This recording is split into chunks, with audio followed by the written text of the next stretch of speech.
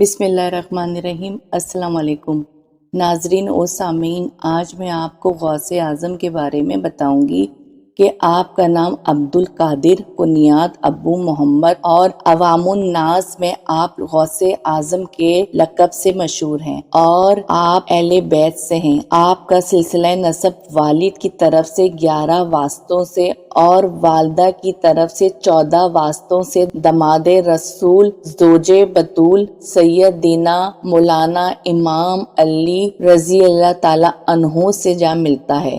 آپ رمضان مبارک 470 ملک فارس کے علاقے جیلان میں پیدا ہوئے، اس نسبت سے جیلانی کہلائے۔ سرکار غوث اعظم رحمت اللہ علیہ کی پیدائش میں پہلا کرامت یہ تھا کہ آپ نے پہلے دن ہی روزہ رکھا۔ سحری سے لے کے افطار تک غوث اعظم اپنی والدہ کا دودھ نہ پیتے تھے۔ غوث اعظم کی والدہ فرماتی ہیں کہ جب میں نے اپنے صاحبزادے عبد القادر کو جنا تو رمضان مبارک میں دن کے وقت میرا دودھ نہیں پیا کرتا تھا۔ اگلا سال رمضان کا چاند غبار کی وجہ سے نظر نہ آیا۔ لوگ میرے پاس دریافت کرنے کے لیے آئے تو میں نے کہا کہ میرے بچے نے دودھ نہیں پیا۔ پھر معلوم ہوا کہ آج رمضان کا دن ہے اور ہمارے شہر میں یہ بات مشہور ہو گئی کہ سیدوں میں ایک بچہ پیدا ہوا ہے جو رمضان مبارک میں دن کے وقت دودھ نہیں پیتا تھا۔ آپ ذہین اور دانشمند تھے۔ آپ کو بچپن سے ہی کشف علامات کا سلسلہ شروع ہو گیا۔ آپ خود فرماتے ہیں کہ میں بچپن میں ایک دفعہ مجھے جنگل میں جانے کا اتفاق ہوا اور میں ایک بیل کے پیچھے کھڑا ہو کر عام کسانوں کی طرح ہل چلانے لگا۔ مجھے حیرت کی انتہا ہوئی جب اس بیل نے مجھ سے بات کی کہ تم کاشتکاری کے لیے پیدا نہیں ہوئے، اللہ پاک نے تمہیں اس کا حکم بھی نہیں دیا۔ غوث اعظم فرماتے ہیں کہ میں خوف کی حالت میں گھر آیا اور گھر کی چھت پر چڑھ گیا تو میں نے حاجیوں کو میدان عرفات میں دیکھا۔ اللہ نے میری آنکھوں کے آگے سے تمام حجابات ہٹا دیے۔ میں اپنی والدہ کے پاس آیا اور عرض کیا کہ مجھے اجازت دیجیے تاکہ میں بغداد شریف جا کے علماء کرام سے علم حاصل کروں۔ والدہ نے اپنے بیٹے کی خواہش کو دیکھتے ہوئے بغداد شریف جانے کی اجازت فرما دی اور آپ کی قمیص میں 40 دینار سی دیے۔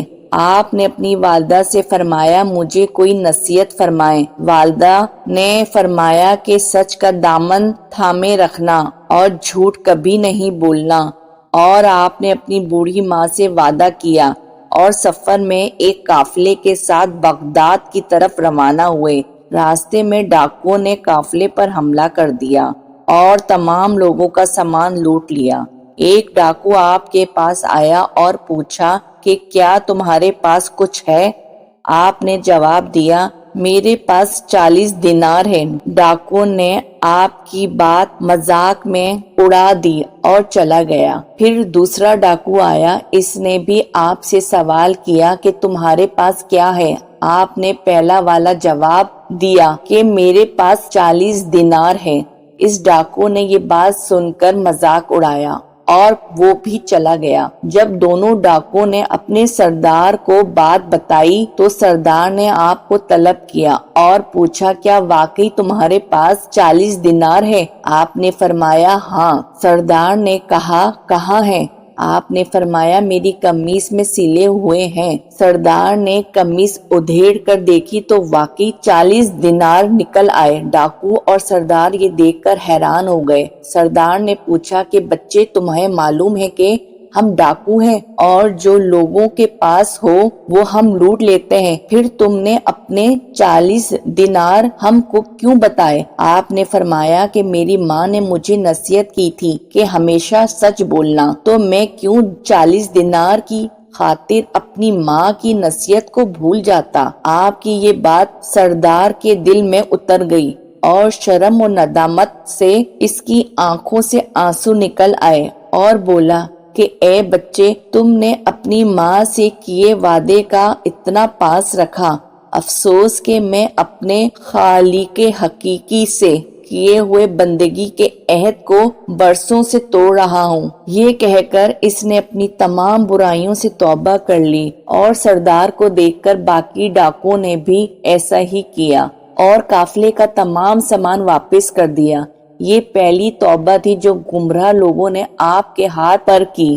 488 ہجری میں آپ بغداد تشریف لائے۔ بغداد میں زمانہ طالب علمی میں آپ نے بہت تکلیف اٹھائی۔ 488 سے 496 ہجری تک آپ تمام دینی علوم میں دسترس حاصل کی، اور اس کے بعد آپ نے 25 سال تک سخت مراقبے کیے۔ تصوف کے 4 کتب اقطاب ہیں، جنہیں اقطاب اربع کہا جاتا ہے، جن میں پہلے سید شیخ احمد رفاعی، دوسرے سیدنا شیخ عبد القادر جیلانی، تیسرے سید شیخ احمد بدوانی، اور چوتھے اور آخری برہان الدین الشیخ ابراہیم دسوقی ہیں۔ طریقت کے چاروں اقطاب اہل بیت نبی سے ہیں۔ شیخ عبد القادر جیلانی سلسلہ قادریہ کے بانی ہیں۔ شیخ عبد القادر جیلانی جس دور میں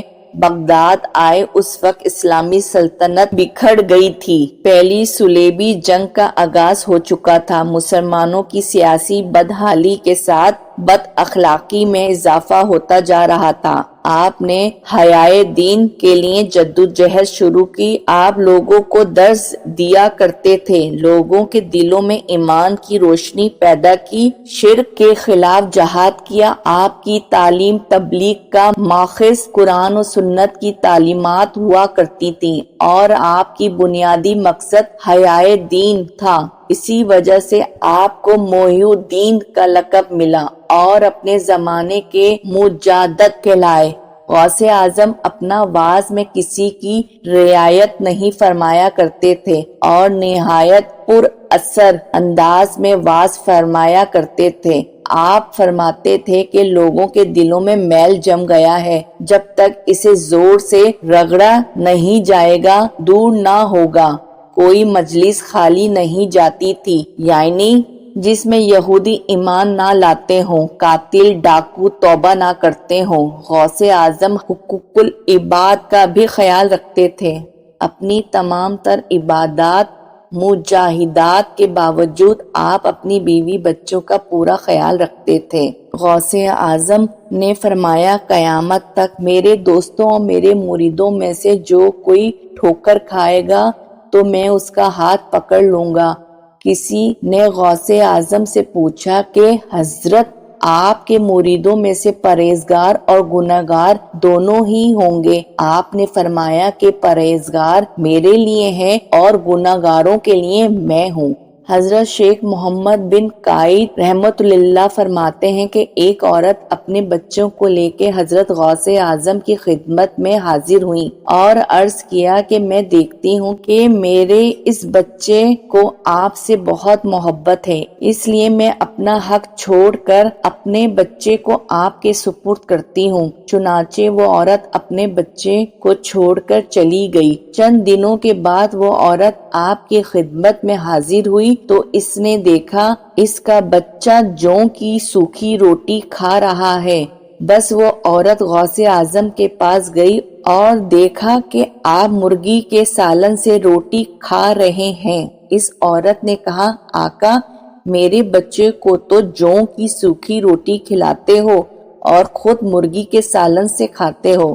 بس آپ نے مرغی کی ہڈیوں کو جمع کیا اور فرمایا کہ اس اللہ کے حکم سے اٹھ، جو مری ہوئی ہڈیوں کو بھی زندہ کرتا ہے۔ تو وہ کڑ کڑ کرتی ہوئی اٹھ کھڑی ہوئی۔ تب آپ نے فرمایا کہ جب تیرا بچہ بھی اس قابل ہو جائے گا تو پھر وہ بھی جو جی چاہے کھائے گا۔